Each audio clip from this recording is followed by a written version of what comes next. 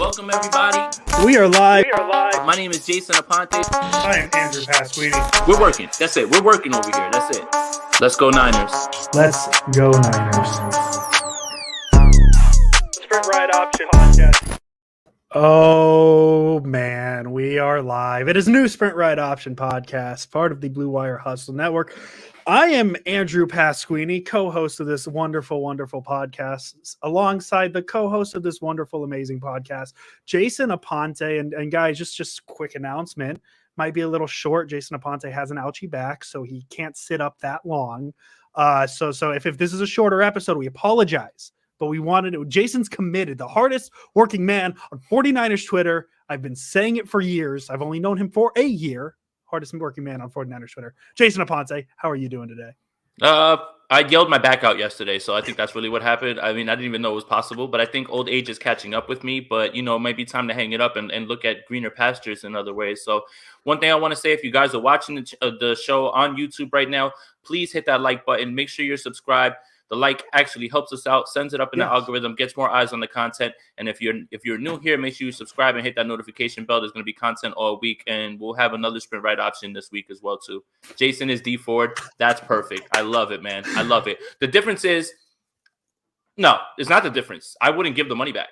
I think that's fair. We were literally just talking about Jason Aponte would hold out to get that band. We were literally having that conversation. Absolutely. Listen, man, Route Runner, if you want us to be upset, we can be upset. It is what it is. We're here to talk 49ers, Seattle Seahawks. It didn't go exactly how anybody wanted it to go. I believe it was 30-23. That was the final because a missed PAT. I don't know who would miss PATs. We don't need to say that name. No, Robbie Gould missed PAT to make it 23. But Jason Aponte has said many times on this podcast, the NFL is a week-to-week league, right? Jason, you said that. I've heard you say it at least once or twice. Correct. And boy, oh boy, is it wild that after the Niners beat the Vikings, we're looking at the schedule and saying, well, they can beat Cincinnati. They can beat Atlanta. They can beat Tennessee. And it's weird how after a loss like yesterday, all of a sudden I'm questioning everything. Can they beat Cincinnati? Can they? Atlanta's only one game behind the Niners. I don't know what point I want to start with and what point I'm even making. I guess my point is yesterday sucked. I think that's really the best way to put it. Yeah, and I think all of the things that we warned against, and it just came to fruition in a nightmare scenario. Everything. The 49ers were not able to run the ball and sustain drives. The 49ers were sloppy. Jimmy Garoppolo didn't have a particularly good game. Seattle's magic came back. Doomsday scenario. Literally everything that we warned against, anything that could have went wrong, Murphy's Law, anything that could go wrong, went wrong. And that's what prompted last night's outburst from me. Hey. Because there's few things that you can control in this league. There's few things that you can plan out week to week that you hey, we're going to do this. Yeah, everybody's got a plan. Everyone's got a plan. But I expect certain people to step up. That's why when we named Jimmy Garoppolo the MVP of this game that we thought it would be, it was because I didn't suspect that they were going to be able to run the ball 40 times. It's because I expected Seattle to empty the tank, fake punt. It's because I expected the 49ers to get Seattle's best punch. That's what I was talking about. So if I seemed a little upset yesterday, I'm good now. I yelled that out. We're good. I'm happy I could finally do this audibly now. My favorite thing about Jason when he yells is he doesn't yell. He just emphasizes words. And he's like, you cannot tell me that Jimmy Garoppolo is the right quarterback for this team. That's how Jason Aponte does it. But that's why it's again, all of those things I expected to happen. And they all happened. But I expected a little bit more. Not perfect. No. And obviously there is no quarterback that's perfect. But that's what got me so upset about yesterday. I expect a little bit more. There is really two main features you can look at why the 49ers lost this game. That is special teams, and that is James Garoppolo. That's the two reasons they lost this game. The special teams was not good at all. The fake punt, missed PAT, Travis Benjamin fumbling the kickoff return, things like that. And obviously the Travis Benjamin one a little harder to control because of what happened to Trent Cannon on the first play of the game, which hopefully he recovers soon. Not the way you want to start a football game at all. Very Prayers scary. up, positive energy to you, Trent Cannon. I understand that they're saying it's a concussion, but man, nobody ever wants to see that, and I hope that you're fine. We definitely hope he's fine. But so obviously the Benjamin one a little, there's a reason he's not the return man. So things like that. But really the brunt of this episode, at least the negative part, because Jason, the weird thing is the thing about this game is a lot of people on 49ers Twitter are acting like everything was bad, doom and gloom yesterday. I think there was a lot of bright spots yesterday. It's just the two big parts that really cost the game were the special teams and Jimmy Garoppolo. I mean, those interceptions are up there with two of the worst throws I've ever seen. They're just plain and simple. I mean, we're used to the linebacker thing. I mean, if you watch the film on him, and he doesn't even see, he looks at Wagner right as he turns around on the play action and like instantly locks eyes with Sherfield and almost like Wagner didn't even register he was there. And then the interception, he's throwing it into double coverage and then he just launches it over. And if Garoppolo's two interceptions are two balls that you can live with, like a drop ball, like kind of like the Gerald Everett interception, like that's not on Garoppolo. That just happens. You can maybe live with it, but he just wasn't good yesterday. Yeah, unfortunately he wasn't. And a lot of the other things that we were afraid of kind of reared their ugly heads. And Jimmy not playing his best game in Seattle, Josh Norman not punching out any fumbles, but getting cooked all game. No, he had a good incomplete call.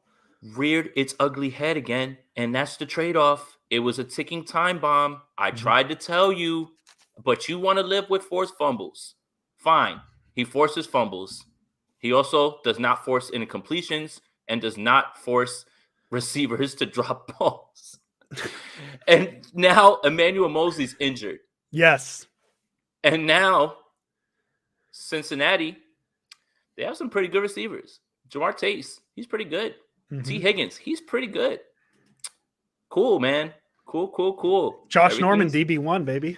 Everything's coming up 49ers, man. Good time for really everything to start turning up roses for the Niners. There's a touchdown in the Monday night game. Long touchdown run for Harris. Oh, that's fine. Yeah, man. Like, I guess when I say big reasons they lost, I guess forgetting the cornerback play, because I mean Emmanuel Mosley being gone, they tried Diamador Lenore, and then all of a sudden Dante Johnson was in. It's almost like we said at the start of the season, Jason, the cornerback depth is going to be a big issue, and here we are. Here we are with Josh Norman at DB1. Here we are with just really no DB2 at this point. I mean, maybe. It's really getting to a point, Jason, where they're gonna I think they need to play Hufanga more at safety and pull Ward up to play more corner, because like that's really the best solution I have off the top of my head. It's all bad in 49ers world right now just because of this one loss in Seattle. And I mean, I guess the worst way to put it is half of Seattle's wins this season have come against the 49ers, and there's nothing we can do about it. Yeah, the special teams is especially concerning just because in Minnesota, it failed you. And it failed you again because that fake punt is nothing more than preparation. They saw the alignment. You got beat. You were out of position. What do you guys practice? Hightower, what do you do, man? Yeah. I don't understand. Robbie Gould made a 50-yarder. Congrats on that. Missed extra point. I take my claps back. Cool. Mitch Wisnowski. 32-yard punt. Cool. I can get Avery to do that.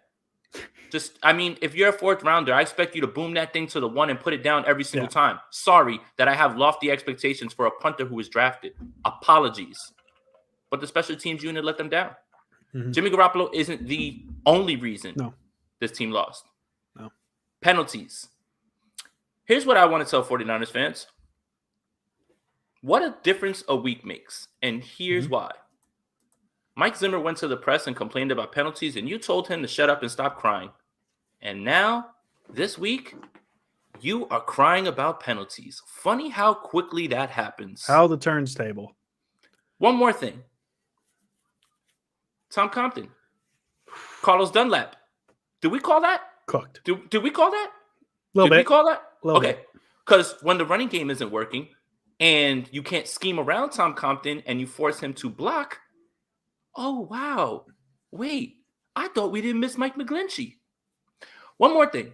Carlos Dunlap played 4 snaps last week against the Washington football team. Yes. 4. And look at him this week. Reborn, regenerated, almost like Wolverine. Funny how things work. In this league, you do not run the ball 40 times every week. You do not do what you want to do every single week. And you especially do not do whatever you want in Seattle. I thought we weren't going to miss Mike McGlinchey. Oh, okay. That's cool. Dope how that works out, right? Again, Tom Compton, ticking time bomb. Josh Norman, ticking time bomb. Jimmy Garoppolo, ticking time bomb. Special teams, ticking time bomb. All happened at the right time.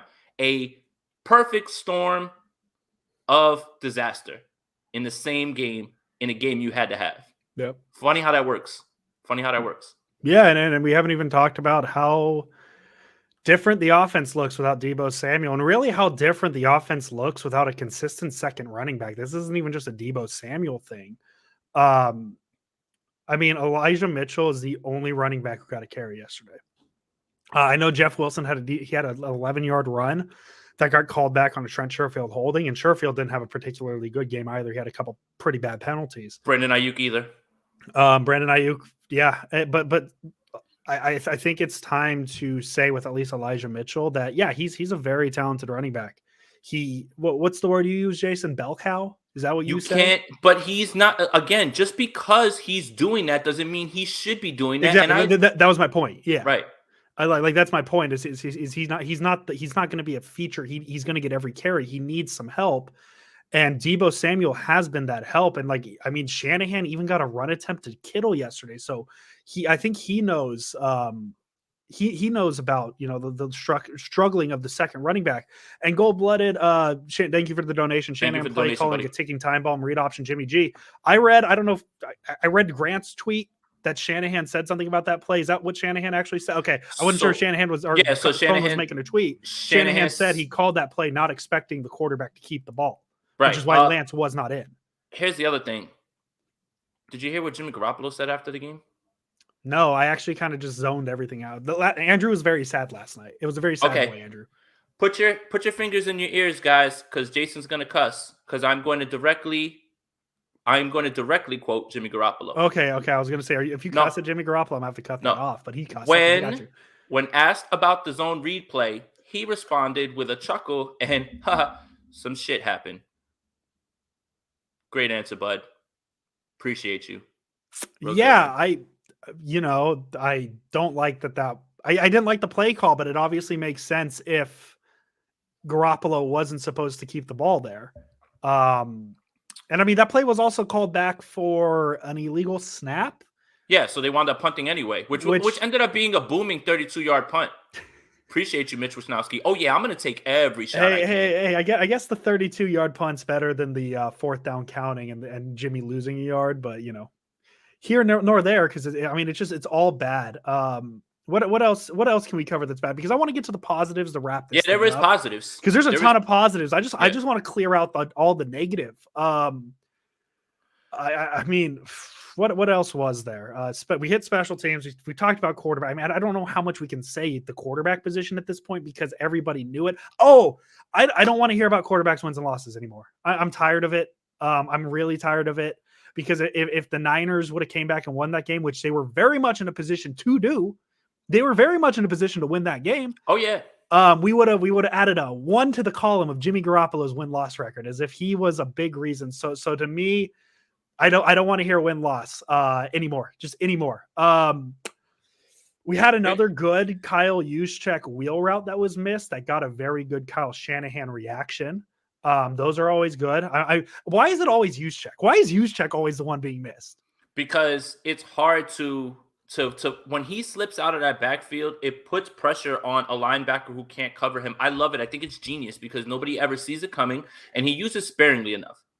Yeah, no. I'm not asking why it's always Juszczyk on the wheel route. I love that. Why is it always Juszczyk getting overthrown on the wheel route? It's my question. It's always Juszczyk getting overthrown. Oh yeah, well we saw Nick Mullins do it last year, same thing. But it's a very nice play, and you know what? that should have told you everything that Kyle felt in that game, because he pulls that play out when he needs a spark, when he feels that the offense is stagnant, when he wants to get a layup throw that turns into an explosive, and not because it was an amazing throw or anything like that. It's just because he's usually running by himself, and if he catches that ball in stride, he's going down the field. So that should have told you how he felt about how Jimmy Garoppolo came out and was sailing passes immediately. And then, again, you miss Bobby Wagner. I mean, it's here's the thing. It's predetermined where he wants to go with the ball. You get him under shock, or you get him under center, he play fakes, and he turns, and he's like, I'm just throwing the ball there. I'm not going to look to see if the defender's there. I'm not going to try to pre and diagnose where he's going to be. Throw the ball, whatever. And when he throws it, he jumps up in the air like, man, yeah, you know what? There's guys waiting for you to do that. And it's year 8, it's year 4 in this on this roster. Yeah. And underneath linebackers are John Cena to Jimmy Garoppolo, bro. Like, I just don't get it, man. I just don't get it, man. Yeah, I mean, we should have known it was going to be a weird game for Garoppolo after his first pass. I took out my phone and recorded the time. He had 5.02 seconds on the very first play of the game. Didn't try and move the pocket, and then overthrew Kittle. I mean, that should have been a sign it was going to be at least at minimum a weird Jimmy Garoppolo game. But here we are. One more thing. Why are Seattle games absolutely bonkers? They're fun, like that man. game. That was not fun. I was not having fun. As a football, as a football fan, not having any biases, I could see how that was a fun game to watch. That was as a 49er fan, we don't like it. Drunk first half. No idea how the 49ers even had that score. I like the amount of things going back and forth. And also, one more thing, petition Kevin Harlan to do every single 49ers game. I don't want to hear it. That's it. Every single time. I don't care. You need to get him on there. This game is out of the control. He's perfect, man. I thought it was hilarious when he said, like, halfway through the second quarter, though, so much has happened. We forgot to mention Tom Compton's at right tackle. And I'm like, Jason Aponte's already well aware of this, Kevin Harlan. Thank you very much. And you're trolling me at this point. Yes. I mean, it's like literally Kevin Harlan's like, watch me mess with Jason Aponte right here on this one. It's like, man. Thanks a lot, I guess just to run over the weirdness of the first half, because I have the notes. Seahawks opened the game with their fake punt, 75 yards. Not great, Bob. Niners punt. Seattle has a fumble. Niners recover. Jimmy Garoppolo then throws the touchdown to Kittle. Seattle then has to punt. Garoppolo throws his picks or his interception. The Seahawks miss a field goal. The Niners then get the 2-yard touchdown run from Mitchell, and that's just the first quarter. Gold hits the 50-yard field goal. Peterson gets a touchdown that puts him in the top 10 of all time scoring touchdowns. Of course, Adrian Peterson wearing the same helmet as 2006. I mentioned that on Twitter. I think that's amazing. Kittle's touchdown we haven't talked about. I guess we'll talk about that on the positive side. His tiptoeing touchdown. And then I didn't even want to remember this because I forgot it. And this is why I write notes. Final drive of the first half for Seattle. 23-14. The Seahawks have, I think, like a minute 50. Two horrendous roughing the passer calls gives them a free 30 yards on a drive. They only need to go 65 yards for a touchdown. They had no timeouts. That is where the game really changed, because the Niners should have at bare minimum gone into halftime up 23-17. Let's give them the field goal. Let's give them the field goal and say 23-17. You say maybe they get that field goal. Maybe Robbie Gould makes the PAT. Maybe the safety doesn't happen, which I forgot about that too. And now I'm angry about the safety. You see how this is happening, Jason? Mm-hmm. And maybe they can kick a field goal to win the game in the fourth quarter there. But, two roughing the passer calls, which just not good. At least Kyle Shanahan said something that made me feel good, at least. That if they would have scored on that last drive, they were going for 2 for the win. That's what I was saying, man. I don't want to play overtime there. Yeah. No, you don't. On the road, you don't play for overtime, especially when your kicker can't make PATs. You go for 2, you go for the win, and you get out of the building. Like, that would have been the move. Now that's a moot point. Doesn't matter because it never happened. Yes. But yeah, again, you knew the game was gonna go a weird way when Travis Homer takes that fake punt to the crib. Like, or off the rip, you're just like, oh, here we go. Here we go. Whatever can go wrong will go wrong, and here we go. We're locked into a Seattle game. That was a sign of a desperate team. That was a sign of them emptying the tank, which we said they were going to. That was their Super Bowl. They're not going anywhere. They're officially eliminated from winning the NFC West. Eliminated. They won. They're eliminated. Their chance of making the playoffs is 0.01. Literally. Like it's not gonna happen. But yeah, it's just Seattle. It's just how it goes. But hey, I don't want to talk about the negatives too much longer. We done? We good? That safety, that's on Jimmy Garoppolo and on Tom Compton. Both. Yeah. Okay. All right. We good? We done. positive? We positive. New episode, Sprint Right Off from podcast. We're gonna be positive. Spoiler alert, in no particular order of my 3 stars of the game. I'm just gonna name them in a random order because these are the 3 guys I want to talk about. No order right now. You'll get an order later. George Kittle, Aziz Al-Shair, and DJ Jones. Those 3 balled out. Aziz Al-Shair. I'm smacking my desk because I am so fired up. He had to be good yesterday. The Niners had no linebackers outside of Aziz Al-Shair yesterday. I know DFF exists. I'm talking rotational linebackers because the Niners rotate through 3 of them. 2 of the 3 were missing. Aziz Al-Shair had to be good yesterday. So what did he do? Easily the best game of his career. Maybe the best game by a linebacker the 49ers have seen since blank. I don't know. Aziz Al-Shair is maybe, spoiler, my first star and maybe the most deserving of a first star out of any 49er this season. I know Debo's had a few very good games. Y'all starting to see the vision? Yeah. Stop talking to me about Dre Greenlaw. I don't know. If the Niners win that game, Aziz Al-Shair has his play in Seattle at the goal line that gets him the starting linebacker job to 49ers Twitter for 3 years. Hey, I've got more positives actually, and they're on the defensive line.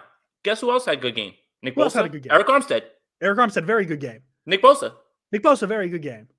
No, not trade Fred Warner. Wilson. Not trade Fred Warner. That's not what we're doing. We're not trading Fred Warner. I think the laughing emoji is a joke. Yeah, I hope so. Boomer. My back's a boomer. But yeah, are you starting to see the vision now with Aziz? So for when all you guys yelled at me about, well, remember 2019? No one cares. It's 2021. Aziz Al-Shair is playing out of his mind. Play the guy now. I don't care about 2019. If 2019 was money, then we'd be rich right now, right? But I don't care. Jimmy Garoppolo is not the guy from 2019. Aziz Al-Shair is better than Dre Greenlaw. Stop talking about Dre Greenlaw. I don't care when he comes back, and I hope he does because it brings back depth. But don't ever tell me that he needs to come off the field now. Come on, man. What are you looking at? Yeah, and he, I am so hurt and upset that we're gonna forget about Aziz Al-Shair's game because the Niners lost this game, right? Like history's not gonna remember it. What do you have? Like 14 tackles? 16 tackles, 11 solo, 5 assisted, 1 tackle for loss, 1 quarterback hit, half of a sack, and a forced fumble. Goodness gracious. That's like a sextuplet single for those who play NBA games, like a double. It's like a sextuplet single. He just stuffed the stat sheet, man. And it just bothers me because that play, the forced fumble at the goal line with the Niners down 7, the clock is running out. The Seahawks can just kick a field goal and win the game. And Al-Shair punches it out at the goal line and the Niners get it. And they put themselves in a position to win the game. I think that's something that stuck with me the most in this loss that we're not going to remember. And yes, Fred Warner goes back to the mic. Fred Warner goes back to the mic. I listen, like I get the excitement, everybody. I get the excitement of Aziz Al-Shair, but we got to remember Fred Warner is Fred Warner. He is the quarterback of this defense. He always will be. Al-Shair had a great game, but let's keep it in the scope of things. Yeah, and Al-Shair is doing it in his first start at Mike. And that it makes it all the more impressive. And yeah, re-sign that man, extend that man. Don't allow him to walk out that door. Don't even let anybody else offer him something now that he's restricted. Don't get it done. Do it now. Do it right now. Fix it. Find a way, with the magical cap, Parag Marate, wizard time for you to figure out some numbers and help somebody since you're the best. That's complete sarcasm, but yeah, at this point. But yes, pay Aziz Al-Shair. Happy for you, young man. Ball out. Continue to ball out.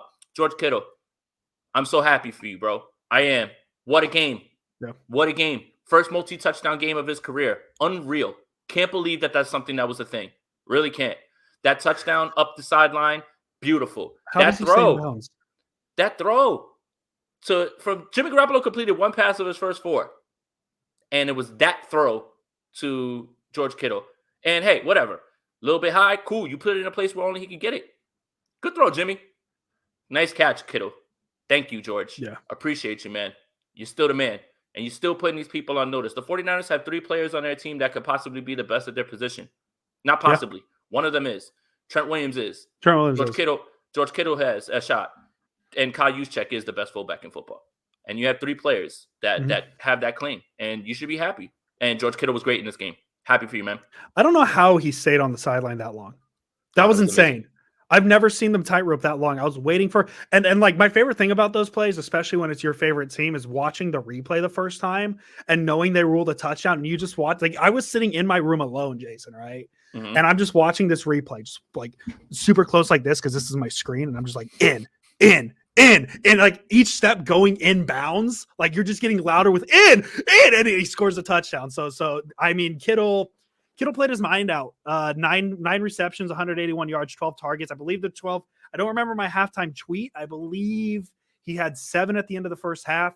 10 was the most targets he's seen in a game this year, which coincidentally was the Seahawks game the first time. So 12 targets is his most in a game this season thus far, and that's why he gets the targets. I mean, George Kittle's very good at football. I guess that's the best way to put it. Absolutely. Yes. Happy for you, man. That was really good as well. Yeah.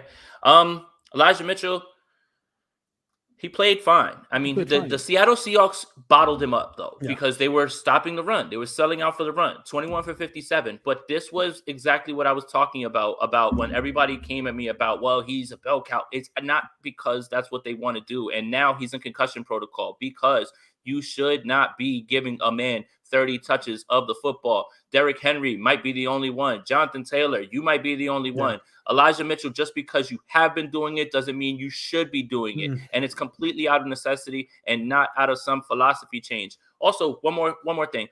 Hi, guys. My name is Jason Aponte, and I had a really, really spicy take about Javonte Williams and Elijah Mitchell. How did Javonte Williams look on Sunday when he got the full load, huh? Yeah, full load. Laugh about that. How'd he look? Okay, cool. Because when I say things, it's all because I'm a hater and I'm a clickbaiter. But you understand that other people play football in this league, right? Yep. Okay. I just want to have a little positive vibe, because amidst all of the loss and everything, it's really cool to put my TV on and watch Javonte Williams touch the ball 30 times and absolutely dominate, because that's what he should be doing.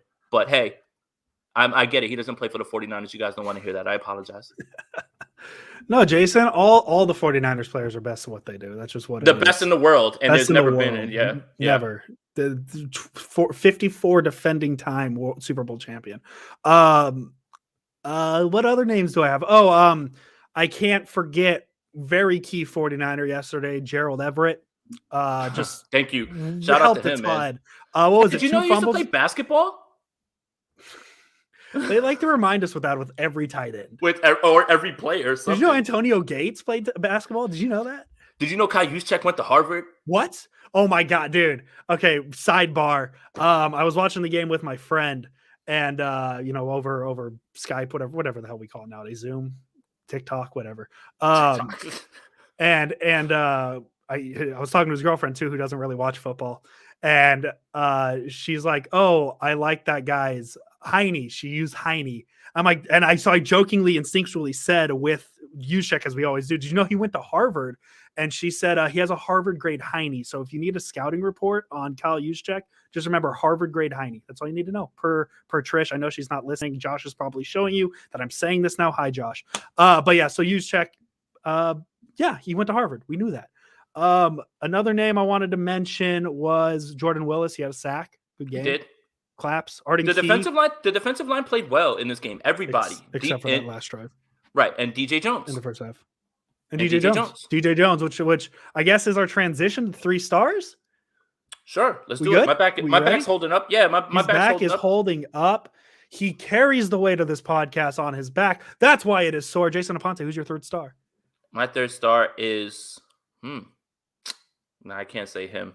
I'm gonna say it's Nick Bosa.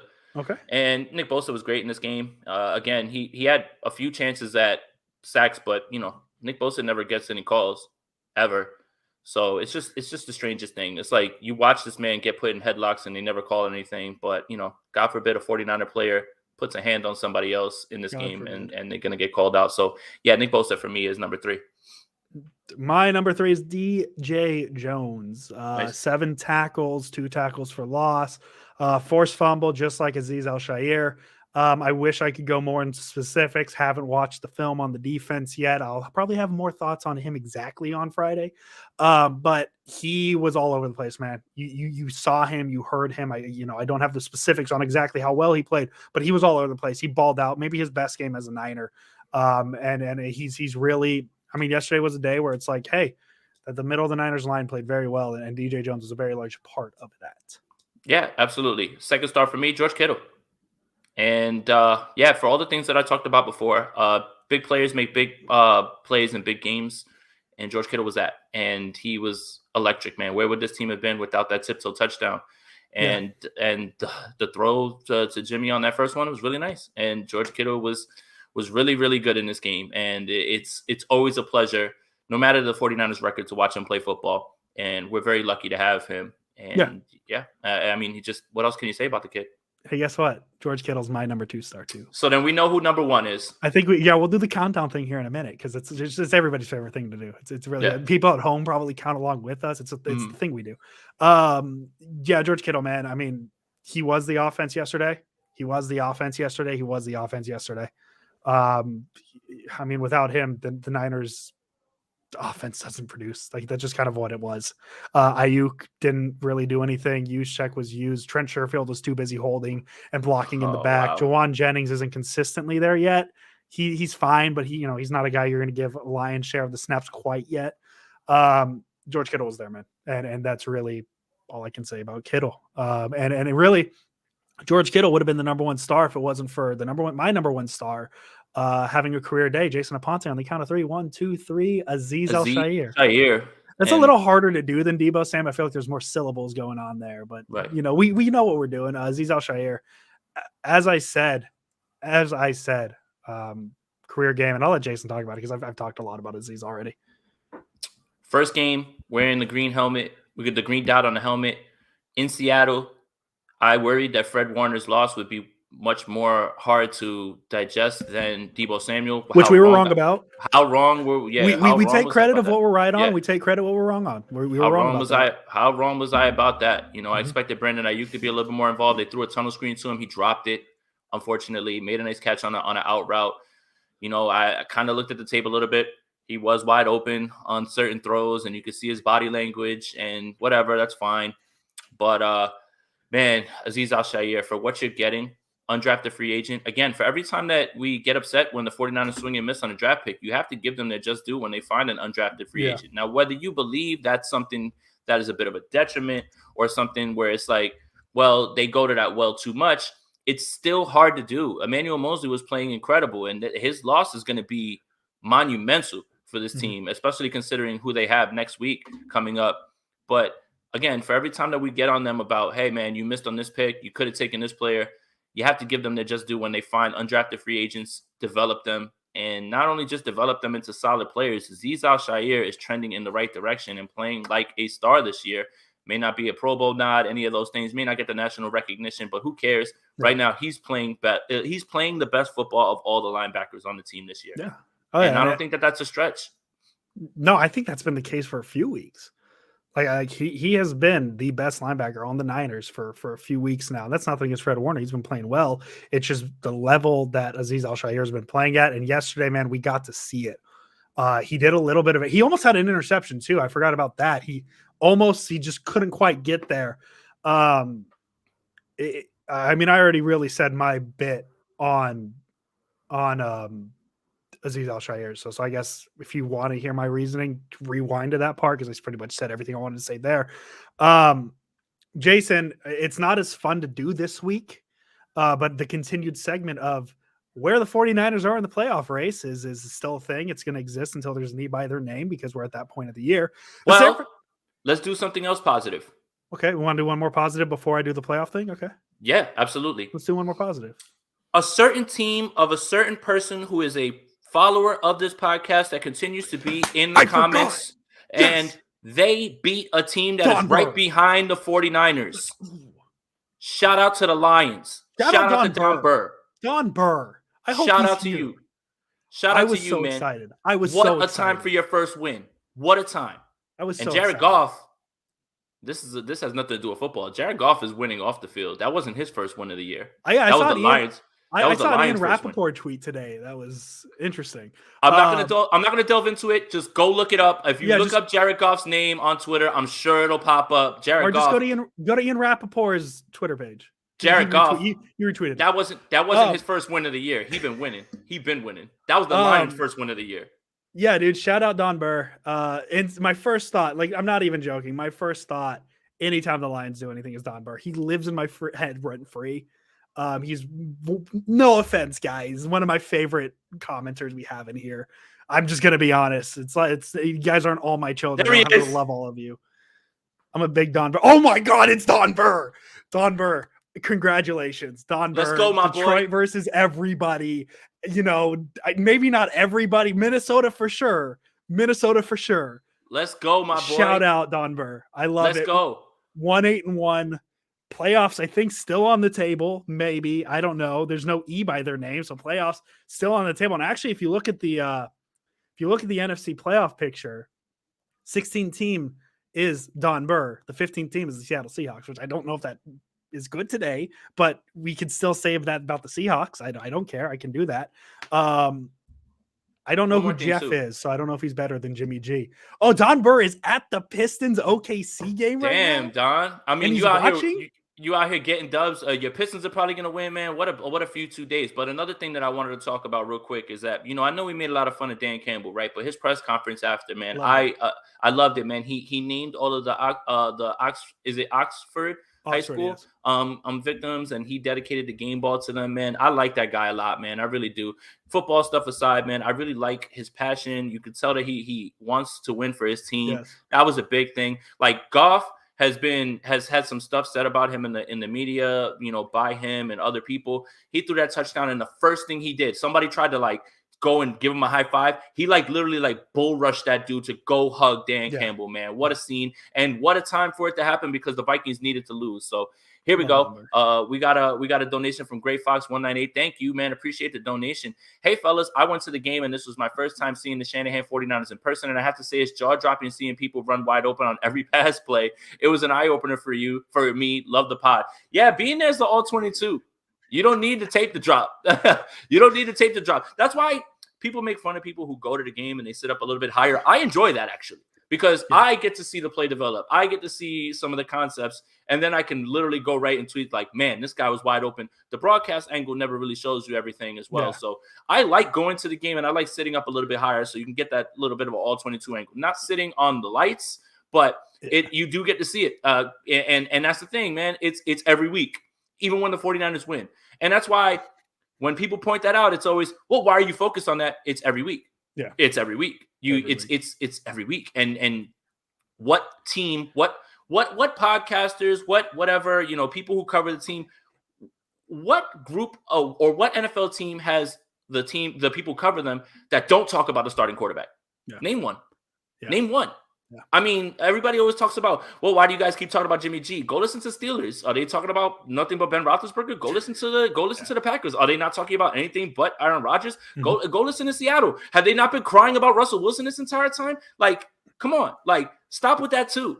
The only thing is just you don't like to hear that, and that's dumb in my opinion, because everybody talks about their quarterback if you cover the team in one way or another. Come on. This Gray Fox's comment to me is giving me the vibe. You want to know what vibes his comment is giving me? Is you remember when Rich Madrid? We love him on this podcast. He went to the game too. He did go to the game, but when Rich Madrid over the offseason was tweeting all 22 tape, and he was like, "Look how good Lincoln Tomlinson was here." Wink. Look how good Trent Williams, when he realistically was showing off other things that were going on, specifically a quarterback thing going on. Remember when he did that? That's kind of the vibe it gave me. Anyways, back to the original thing we were doing, because we got positive. We talked about Don Burr. Love Don Burr. And we extended the episode. Because we love Don Burr that much. Honestly, he came in trolling us, and I don't think he expected the amount of love we gave him.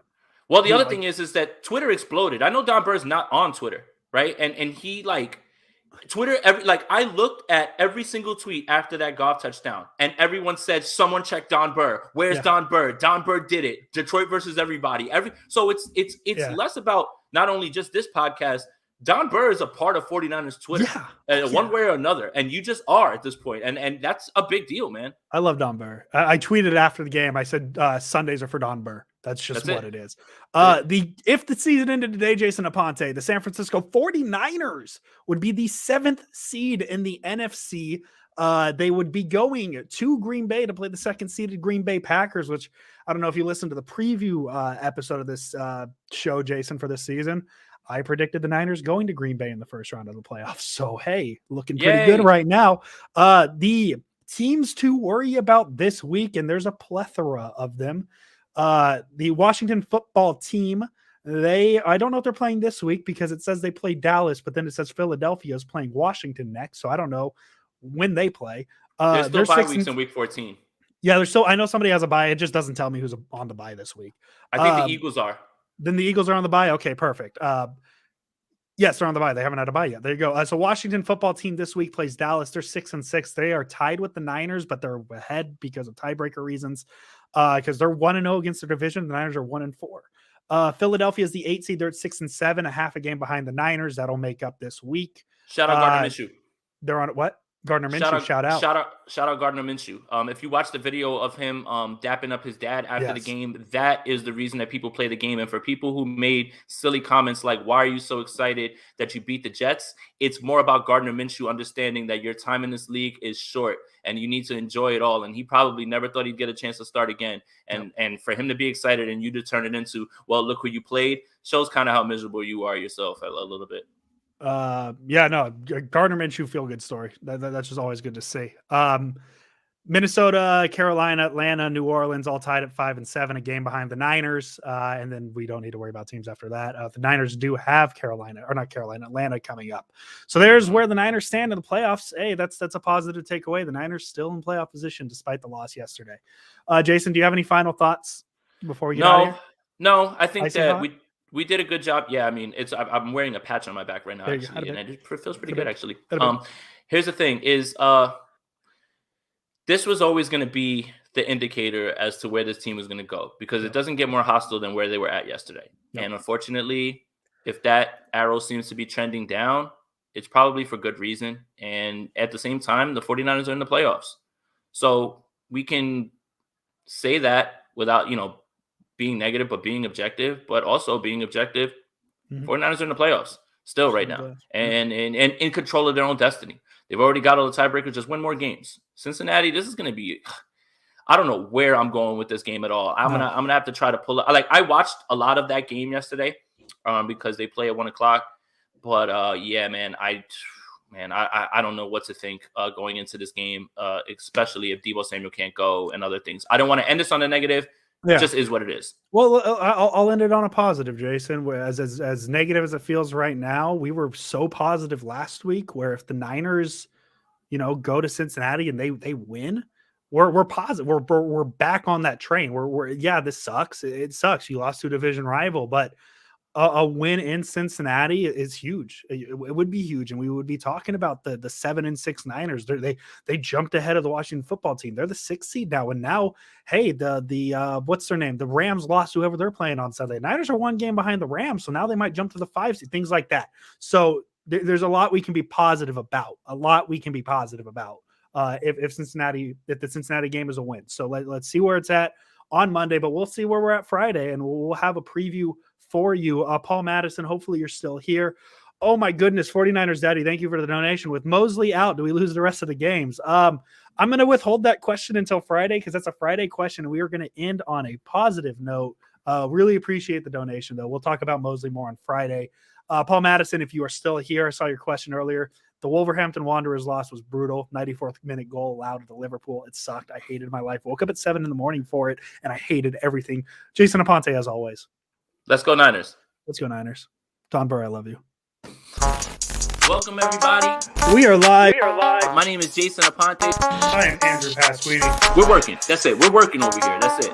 Let's go Niners. Let's go Niners.